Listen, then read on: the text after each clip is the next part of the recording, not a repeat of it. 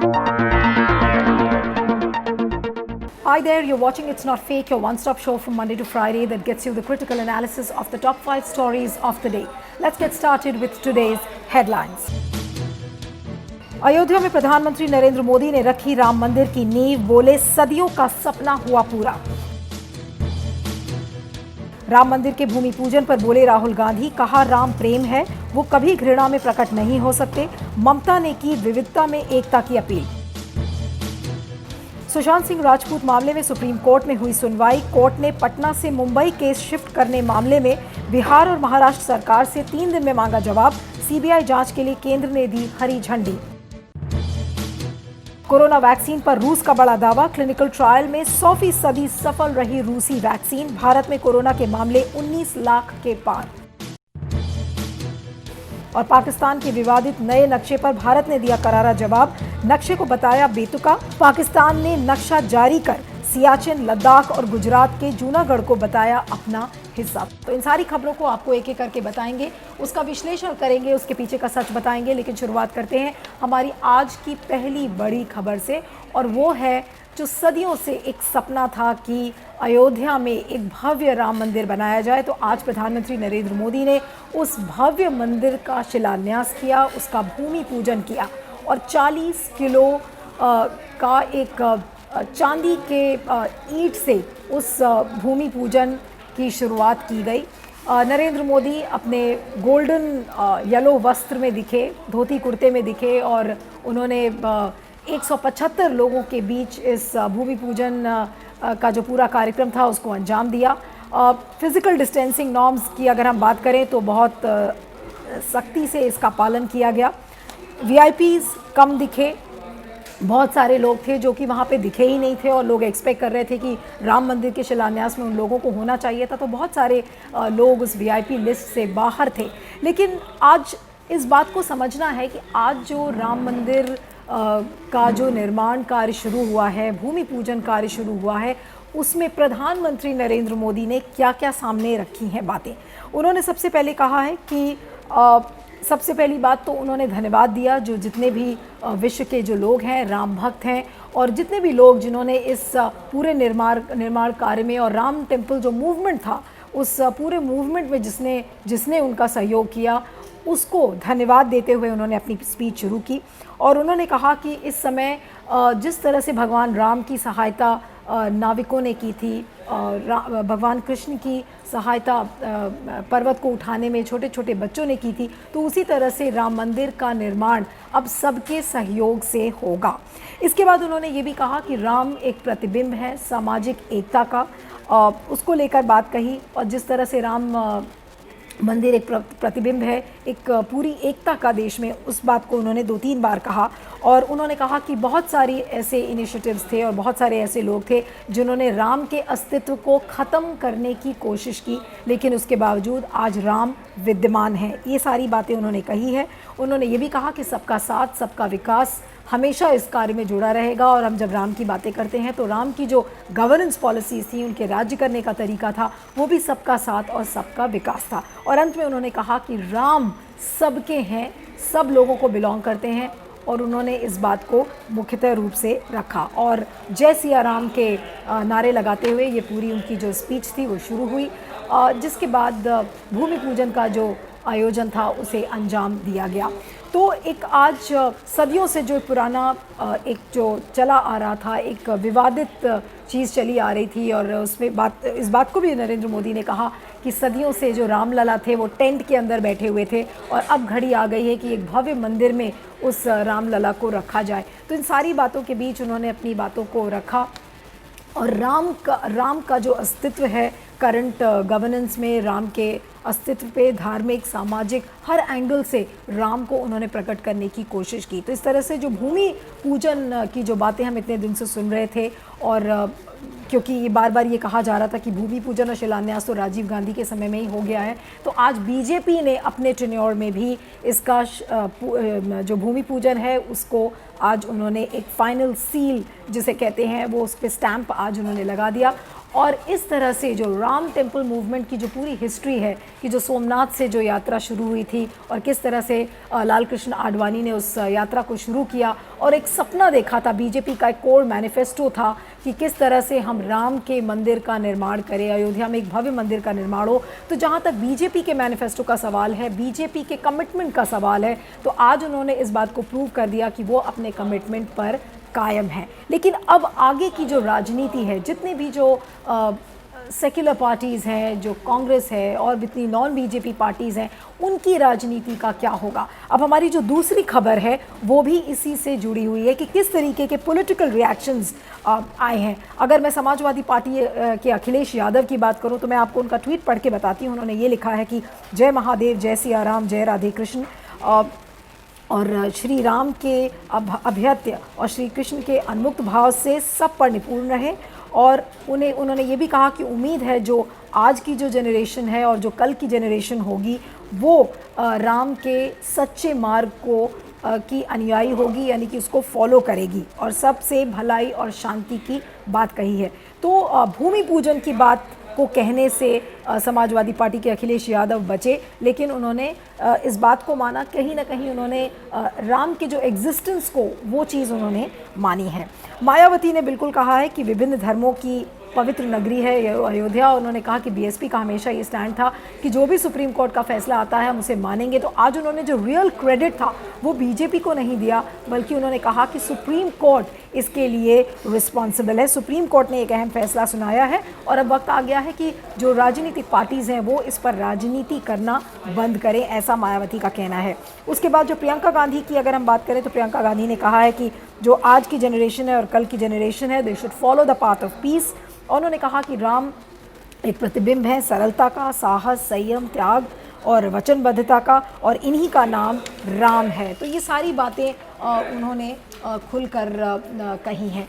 अब आपको ये भी बता दें कि प्रियंका गांधी ने कल ये भी कहा था कि राम मंदिर का जो पूरा निर्माण है वो एक राष्ट्रीय एकता का प्रतिबिंब है। इस बात को भी प्रियंका गांधी ने कहा था। लेकिन जो सबसे इंटरेस्टिंग रिएक्शन आया है वो ममता बनर्जी का आया है। ममता बनर्जी ने भूमि पूजन की कोई बात नहीं की है, बल्कि विविधता में एकता की बात की है, यानी कि यूनिटी इन डाइवर्सिटी की बात की है कि अपना देश इन चीज़ों की जो लेगेसी है उसके लिए जाना जाता है, और उम्मीद है कि ये ओकेजन भी इसी चीज़ के लिए जाना जाएगा। तो एक बहुत क्लेवर और शूड और डिप्लोमेटिक स्टैंड टीएमसी का रहा है, जो कि ममता बनर्जी ने कहा है।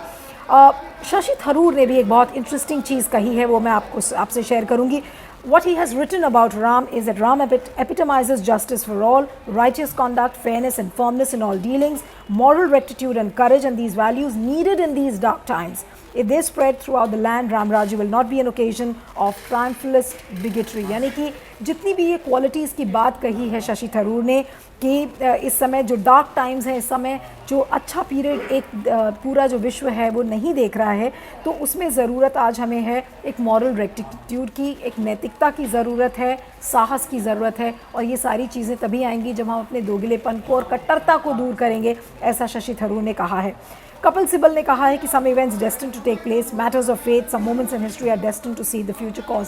तो अब सवाल ये उठता है कि जितनी भी जो नॉन बीजेपी पार्टीज़ हैं, सेक्युलर पार्टीज़ जो अपने आप को बताती थी, अब यहाँ से उन पार्टीज़ के लिए क्या सबक होगा, क्योंकि जो करंट सिनारियो है उसमें सुप्रीम कोर्ट के फैसले के बाद आने के बाद ऐसा लगता है कि जितनी भी पॉलिटिकल पार्टीज़ हैं उनको राम के अस्तित्व को न मानना भी उतना ही मुश्किल होगा। और इसलिए आप देख रहे हैं कि कांग्रेस जैसी पार्टीज़, ममता बनर्जी भी एटलीस्ट राम के एग्जिस्टेंस को मान रही हैं, क्योंकि बार बार ये कहा जा रहा था कि ये ऐसी पार्टीज़ हैं जो माइनॉरिटी अपीजमेंट में बिलीव करती हैं। उन्होंने माइनॉरिटीज़ को अपीज़ करने की कोशिश की, और एक जो एक एजेंडा था माइनॉरिटी अपीजमेंट का, उसको ये चला रही थी, चाहे वो समाजवादी पार्टी हो चाहे कांग्रेस हो। और इसी का काउंटर था जो कि एक ये कट्टर हिंदुत्व मूवमेंट शुरू हुआ राम टेम्पल के लिए। लेकिन अब ये सवाल उठता है कि अब जो राजनीतिक धारा है देश की वो किधर को जाएगी? क्या राजनीतिक पार्टीज़ वोट बैंक पॉलिटिक्स करने से बचेंगी? जो मुस्लिम पार्टीज़ हैं, क्या अभी भी वो ये देखेंगे कि Ram temple movement is an anti mosque movement? और मुस्लिम्स का खासकर अप्रोच क्या होगा? जो कहते हैं कि क्या हुसैन दलवाई का एक अप्रोच होगा या असदुद्दीन ओवैसी का अप्रोच होगा। तो ये मुस्लिम पार्टीज़ को भी सोचना पड़ेगा और मुसलमानों को भी सोचना पड़ेगा कि अपनी राजनीति में वो किस तरीके का अप्रोच लाएंगे। जहाँ तक मीडिया की बात है, जहाँ तक ओपिनियन मेकर्स की बात है, क्या वो अभी भी आइडेंटिटी पॉलिटिक्स पर ही डिस्कशन करते रहेंगे या जो राजनीति की जो धारा है उसको एक नई दिशा मिलेगी। तो ये सारे बड़े सवाल हैं। और राम मंदिर का निर्माण शुरू हो गया है, एक भव्य मंदिर आएगा। और आपको ध्यान होगा कि जैसा मैंने आपको बताया कि सोमनाथ से जो यात्रा लाल कृष्ण आडवाणी की शुरू हुई थी और एक बहुत बड़े मूवमेंट में तब्दील हो गई, आज उस मूवमेंट का सपना तो ज़रूर पूरा हो गया, लेकिन आज एक एग्जिस्टेंशियल क्राइसिस भी है एक तरीके से सारी पार्टीज़ के ऊपर कि क्या अब वो राम की पॉलिटिक्स, राम के पॉलिटिक्स को ख़त्म किया जाएगा। सारी जो पॉलिटिक्स है वो किसके इर्द गिर्द घूमेगी। अभी तक राम मंदिर वर्सेस मस्जिद था। अब अभी किस तरीके की राजनीति करेंगी ये जैसे पार्टीज़ हैं, मायावती की बीएसपी, अखिलेश यादव की समाजवादी पार्टी, एनसीपी, कांग्रेस, तो ये सब जो पार्टीज़ हैं किस तरीके की पार्टीज़ करेंगी। लेकिन एक और इंटरेस्टिंग जो मैं आपको बताऊं, आज शिवसेना का जो माउथपीस है सामना, उसमें आज बहुत सारी बातें उद्धव ठाकरे ने कही हैं कि हमने भी अपनी सैक्रिफाइसेस की थी, हमने कार सेवक्स ने अपनी जान गंवाई थी और उन लोगों को नहीं बुलाना, शिवसेना को नहीं शामिल करना मतलब राष्ट्रद्रोह है, क्योंकि उनका भी खून पसीना बहाया गया है। तो इस तरीके की बातें उद्धव ठाकरे ने इस बात में लिखी है। उन्होंने तो ये तक कह डाला कि रंजन गोगोई जिन्होंने फैसला सुनाया था उनको भी नहीं बुलाया गया है, तो उस पर उन्होंने आपत्ति जताई है। और एक बात जो बिल्कुल सही मायने में जिस पर अब राजनीति या हो सकता है आगे के रिएक्शंस बहुत सारे हमें मिलेंगे, उद्धव ठाकरे ने कहा है कि जो आज का आयोजन था वो बहुत पर्सनैलिटी सेंट्रिक था, पॉलिटिकल पार्टी सेंट्रिक था, यानी कि किसी और पॉलिटिकल पार्टी को नहीं बुलाया गया, एक ही व्यक्ति विशेष के इर्द गिर्द पूरी सेरेमनी थी, यानी कि उनका मतलब था प्रधानमंत्री नरेंद्र मोदी से। और उन्होंने कहा कि the soil where temple will be constructed has the smell of all the kar sevaks and those who forget will be Ramdrohi, यानी कि रामद्रोही कहलाएंगे वो लोग जो कि उन कार्य सेवक्स की जो मेहनत और जो उनका खून और पसीना बहा है उसको नहीं एक्नॉलेज करते हैं। उन्होंने ये तक कह डाला कि जो बाबरी एक्शन कमेटी के इकबाल अंसारी हैं उनको भी बुलाया गया। इकबाल अंसारी ने 30 साल तक ये पूरी जो बैटल है, लीगल बैटल, वो चलाई और रंजन गोगोई ने राम को उस लीगल बैटल से बाहर निकाला।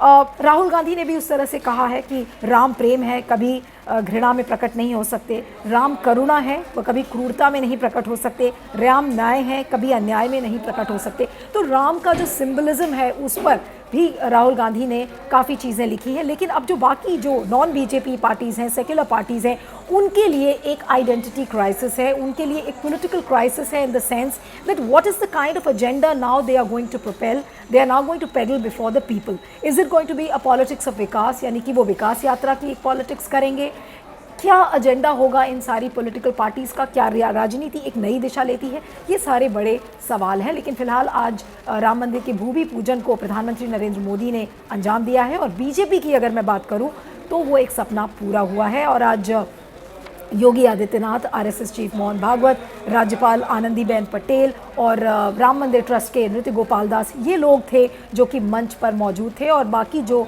संतों की संख्या थी वो भी थी। कुल मिलाकर 175 लोगों के बीच इस भूमि पूजन का आयोजन किया गया। इस पूरे मसले पर आप क्या सोचते हैं, इस पर अपना फीडबैक ज़रूर दीजिएगा। आइए अब आपको तीसरी खबर की ओर लेकर चलते हैं और वो खबर जुड़ी हुई है बॉलीवुड एक्टर सुशांत सिंह राजपूत के आत्महत्या के मामले को लेकर। कल बिहार के मुख्यमंत्री नीतीश कुमार ने सीबीआई इंक्वायरी की जांच की मांग की थी और आज जब ये मामला सुप्रीम कोर्ट में आया है तो सुप्रीम कोर्ट ने केंद्र सरकार ने सीबीआई इंक्वायरी की मंजूरी दे दी है। आपको बता दें ये केस दिन पर दिन पेचीदा होता चला जा रहा है। 14 जून को ये बताया गया था कि सुशांत सिंह राजपूत ने आत्महत्या की है, लेकिन उसके बाद जिस तरह से सिचुएशन बदल रही थी और हर दिन एक नया मोड़ ये पूरा केस ले रहा था, तो इसको लेकर अब सवाल खड़े हो रहे हैं कि क्या वाकई में सुशांत सिंह राजपूत की आत्महत्या क्या हत्या थी। क्योंकि सुशांत सिंह राजपूत के पिता के सिंह का ये कहना है, उन्होंने एक एफआईआर दर्ज किया, उसमें कहा कि जो उनकी गर्लफ्रेंड रिया चक्रवर्ती हैं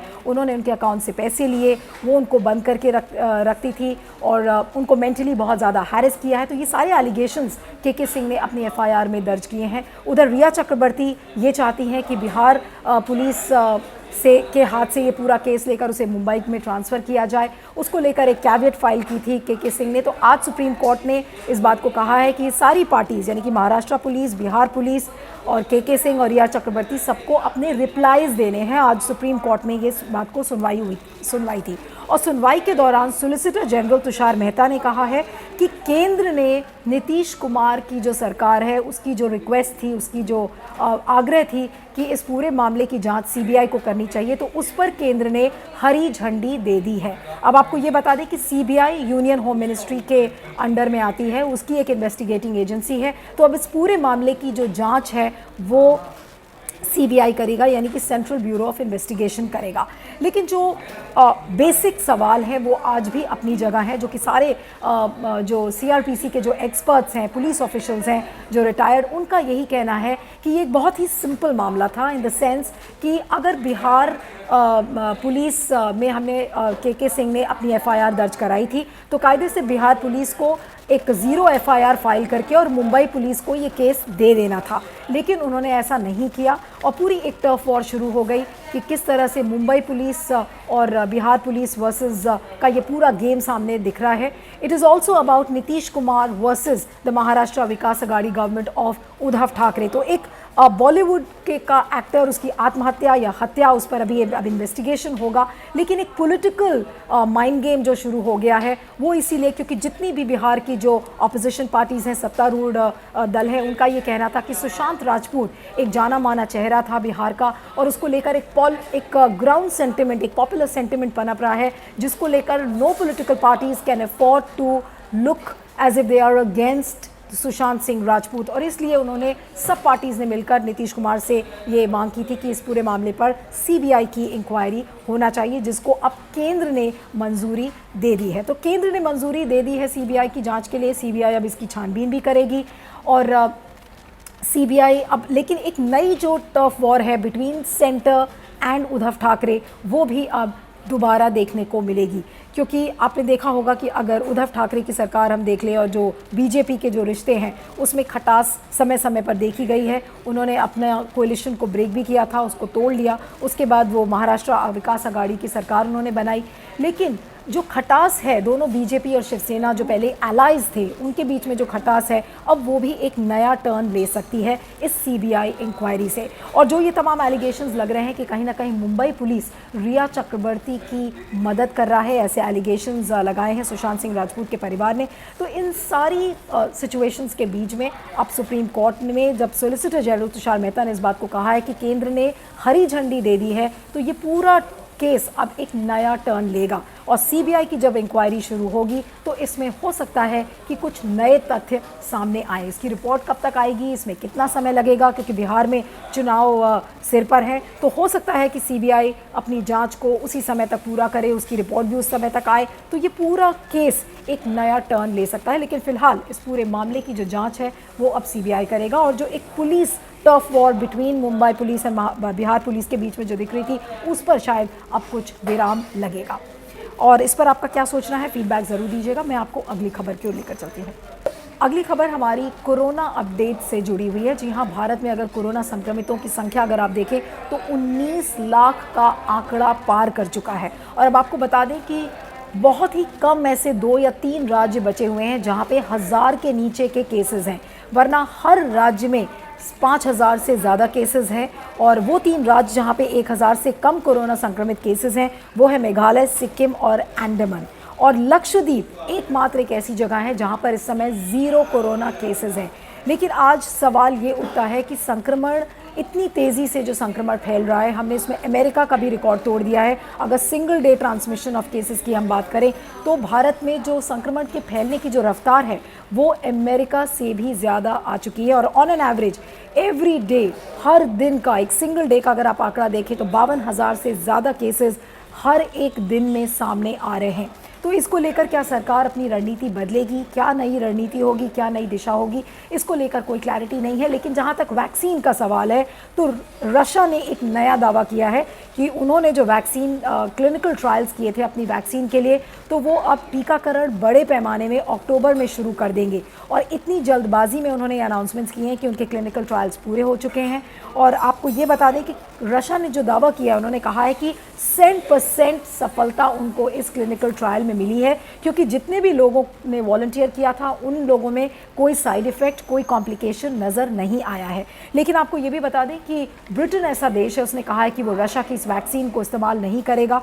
उधर WHO भी सवाल खड़े कर रहा है कि इतनी जल्दबाजी क्यों है रशिया को अपने वैक्सीन्स को लाने में, उसमें जो क्वालिटी है वो कॉम्प्रोमाइज़ हो सकती है, और जब भी आप जल्दबाजी में कोई काम करते हैं तो quality is the biggest compromise, ऐसा WHO का कहना है। तो इन सारी भी चीज़ों के बीच में अब आपको बता दें कि पूरे विश्व में इस समय 25 यानी कि करीब 26 कैंडिडेट वैक्सीन ट्रायल्स इस समय चल रहे हैं।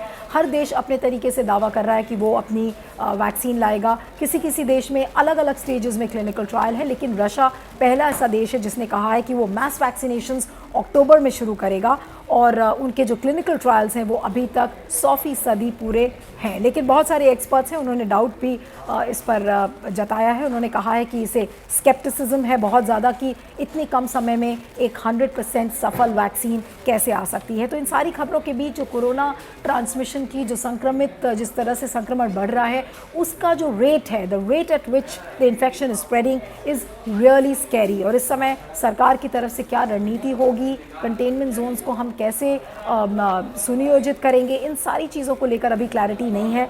सेरो सर्वेज अभी हो रहे हैं। बहुत सारी चीज़ों में ये भी बताया गया है कि ऐसा लग रहा है कि भारत हर्ड इम्यूनिटी की तरफ बढ़ रहा है। तो अगर हर्ड इम्यूनिटी की तरफ बढ़ रहा है तो हमारी रणनीति क्या होनी चाहिए, इसको लेकर कोई क्लैरिटी नहीं है। क्यों नहीं है, इस पर सरकार जवाब क्यों नहीं देती है, ये सबकी समझ से परे है। इस पर आपका क्या फीडबैक है ज़रूर बताइएगा। मैं आपको अगली खबर की ओर लेकर चलती हूँ। हमारी आखिरी खबर जुड़ी हुई है पाकिस्तान के विवादित नक्शे से। जी हाँ, आपको बता दें कि कल पाकिस्तान के प्रधानमंत्री इमरान खान ने एक नया नक्शा रिलीज़ किया था, और उस नक्शे को रिलीज़ करने के बाद ये बताया गया कि जम्मू कश्मीर और गुजरात के जो कुछ हिस्से हैं वो पाकिस्तान के नक्शे का हिस्सा हैं। ये बात इमरान खान ने जब नक्शा रिलीज़ किया था तो ये बातें सामने आई हैं।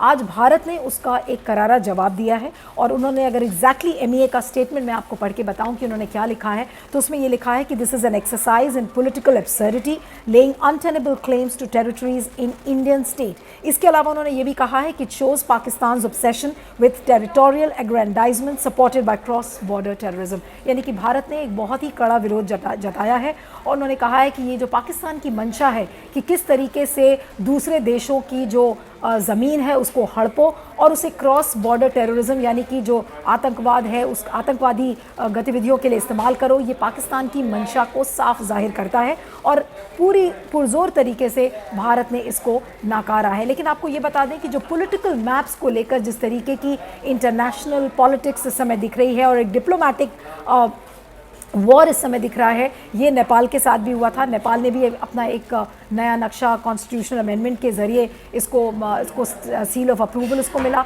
अब पाकिस्तान भी इस चीज़ को कर रहा है, तो कहीं ना कहीं इशारा ये होता है कि ये दोनों देश एक ऐसे देश इस समय माने जा रहे हैं जो चाइना के इशारे पर कर रहे हैं। और अगर आप पॉलिटिकल मैप रिलीज़ करते हैं तो आप उसको अपनी पॉलिटिकल बाउंड्री का हिस्सा, आप एक ऐसे हिस्से को बनाते हो जो आपके देश का हिस्सा नहीं है। इसके अलावा ये दोनों देश क्या अचीव कर रहे हैं, एक साइकोलॉजिकल, एक डिप्लोमेटिकली ओरिएंटेड साइकोलॉजिकल दबाव इस समय भारत के ऊपर, चाहे वो चीन हो, चाहे वो पाकिस्तान हो, चाहे वो नेपाल हो, वो एक साइकोलॉजिकल दबाव बना रहे हैं। कहीं ना कहीं इस बात का अंदेशा हमें ज़रूर मिलता है कि चाइना इस समय जो रीजनल हेजेमनी की ओर बढ़ रहा है, तो ये जितने छोटे देश हैं, चाहे वो नेपाल हो, चाहे भूटान हो, चाहे पाकिस्तान हो, उनको अपनी ओर खींचकर चाइना एक रीजनल हेजेमनी चाहता है। और अगर हम साउथ एशिया की बात करें तो इस समय चाइना को अगर कोई एक देश टक्कर दे सकता है तो वो भारत है। तो इस समय भारत को कॉर्नर करने के लिए ये एक पॉलिटिकल जो मैप की जो एक स्ट्रैटेजिक वॉर है वो अलग से शुरू हो गई है, चाहे वो नेपाल हो, चाहे पाकिस्तान हो। लेकिन अब भारत को ये सोचना है कि इस मूव का, इस इनिशिएटिव का वो कैसे जवाब देता है। एक कड़ा स्टेटमेंट आया ज़रूर है MEA की तरफ से, लेकिन स्टेटमेंट के अलावा जो टाइट रोप वॉकिंग करनी चाहिए वो भारत कैसे करेगा, इस रीजनल हेजेमनी को दबाने के लिए भारत क्या कदम उठाएगा। In fact India has to be more assertive, और इस बात को एक नहीं बल्कि कई एक्सपर्ट्स ने कहा है। हमने कर्नल हुडा का, लेफ्टिनेंट जनरल हुडा का इंटरव्यू किया था, उसमें उन्होंने कहा था कि भारत की तरफ से जो सबसे बड़ी चुनौती है और जिसमें कमी एक पाई जाती है, और वो ये है कि भारत कोई एक फर्म स्टैंड इस समय नहीं ले पा रहा है। टॉकिंग टेबल पर भी बहुत ज़्यादा असर्टिव भारत नहीं है। तो जब तक असर्टिव नहीं होगा तो इस तरीके की जो एक डिप्लोमेटिक पॉलिटिकल वॉर नक्शे के जरिए दिख रही है, तो आज नेपाल है, फिर अभी पाकिस्तान शुरू हुआ है, अभी और देश भी इस तरीके की एक साइकोलॉजिकल प्रेशर भारत के ऊपर बना सकते हैं। अब इसका भारत कैसे मुकाबला करेगा और क्या रणनीति बनाएगा, इसको आने वाले दिनों में देखना पड़ेगा। लेकिन आप इस पर क्या सोचते हैं, फीडबैक जरूर दीजिएगा। इट्स नॉट फेक की 5 बड़ी खबरों में इतना ही। You can follow me on Twitter @Neelu317. There's an email ID flashing on your screen. You can send us your feedback, and thanks for watching. It's not fake.